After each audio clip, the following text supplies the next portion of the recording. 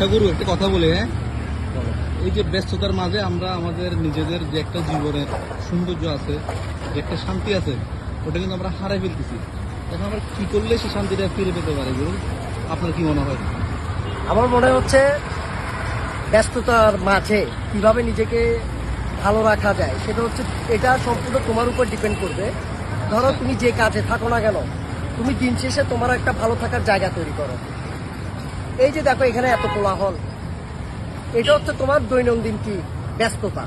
এই কোলাহলটাকে তুমি ব্যস্ততা হিসাবে ধরতে পারো। আর এখানে যে এই স্তব্ধ নীরবতা, এটা হচ্ছে তোমার শান্তি। তুমি এখানেই তোমার শান্তিটাকে খুঁজতে পারো, যে এখানে বসলে তোমার কমফোর্ট লাগে, এখানে বসলে তুমি একটা রিফ্রেশ পাও। তো শান্তিটা হচ্ছে এরকম, শত ব্যস্ততার মধ্যে নিজের শান্তিটাকে এভাবে খুঁজে নেওয়া। ধন্যবাদ গুরু।